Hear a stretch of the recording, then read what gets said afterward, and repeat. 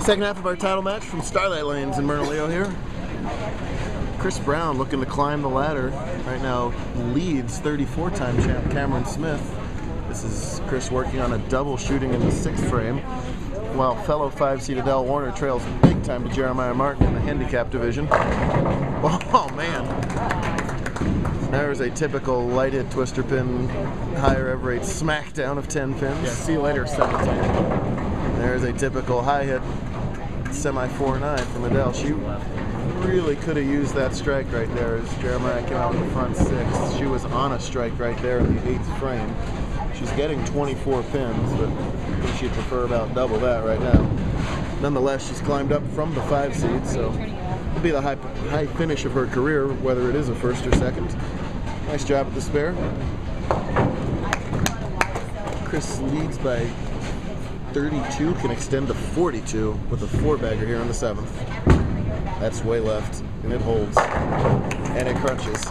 Oh, it backed up. That ball literally backed up. Other bowlers would bucket from there, or maybe 210 from there. All that no thumb power. Chris gets that 10 to tilt in from there. I would have washed out. I would have washed out too. Oh man. I would have big forward like I always do. Nice shot from Adel. Bad break there with the solid 10. Let's see if Smith can answer at all here at the 7th. This is going to be potentially one of those what-if games, as Cameron can still go off the sheet here for 223, but had that solid 8 carried in the middle of those strikes, we'd be looking at a way different situation. Oh, as Adel misses that 10. Yeah, that's 240. Thanks to Jerry, Margaret, the whole crew here at Starlight. Beautiful 36-lane center, just northwest of Albuquerque. Mandatory strike here, obviously, for Smith.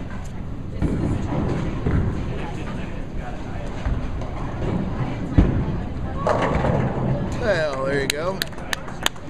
Doesn't make up for the solid 8. You never can make up for it, but it's not over. Chris is only 225. Yeah, still. You can. There is room. Jeremiah begs for the ball to push, and of course it does exactly what he says. It's deal done. So Jeremiah is going to win his 2nd career title and leapfrog into the top 5 in points. That's valuable because that gets him a bye in tomorrow's Invitational, so he'll make the top 16 no matter what. What are you talking about? Meanwhile, in handicap, it's a really good race between Jonah Seawright and Corey Hetman for Bowler of the Year. Jonah made the cut today, and Corey didn't. So Jonah picks up a little more points, but that's still whoever performs better in the Invitational there. Zachary Wojo's got an outside chance, as does Stephen Acuff. Jeff, are the dogs allowed at this point? I have no idea. That one is.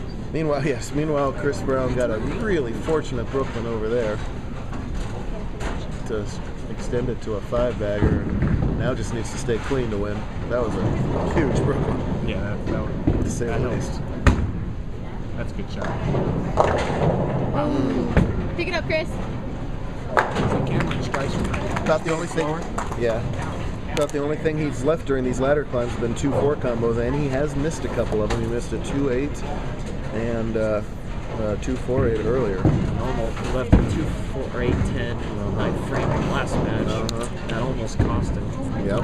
Tim could have struck out and beat him, and Yep, all true. Meanwhile, Martin's going to finish up in the 240s here and dominate to the title.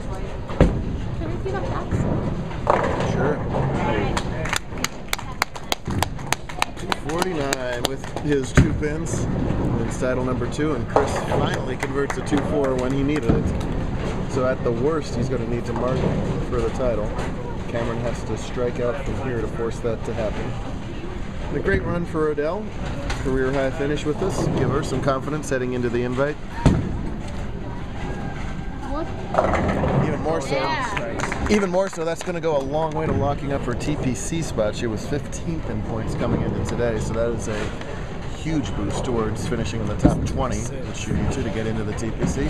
Must strike for Smith. oh, There, he twister trip 4, all right. that's from big 4 to strike. Yeah. Well, sort of a thank you very little reaction from Cameron as that solid 8 looming more and more catastrophic. say the least. Now that he hasn't missed. 21 more pins, that would have been 124 in the sixth. Would have been virtually even here. Yeah. I mean, in Frisco's bullpen. There's a great conversation on the Northwest Bowlers Facebook page about an alternate scoring system. And that scoring system would have really come into play here. The idea is you get 1 point for every shot it takes you to clear a rack of pins. So if you strike, you get 1 for the frame. Track Exactly. If you leave a 7-10, get the 7, then get the 10, that's a 3 for the frame, etc., etc. So a perfect game would be 12. But, you know, things like leaving a Greek church and chopping off some of the pins left and right.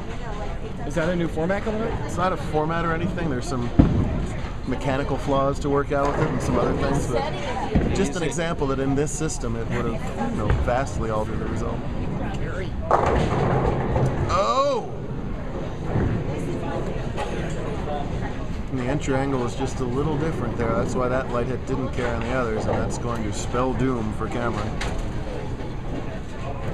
It's a fact of bowling life for the superstars that you tend to have a few more seconds than you do firsts over the years, but 34 firsts plus something like 30 some odd seconds adds up to a ton of good things. Don't tell Cameron that right now, as he is going to. He doesn't look much different if he had won, though. Well, Cameron is finally learning to internalize some of this stuff to the benefit of the furniture, my lifespan, and a couple other things. Yeah, exactly.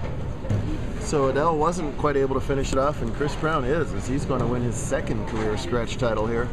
If you asked a lot of people how many scratch wins Chris Brown had, I bet you most people would say more than 1.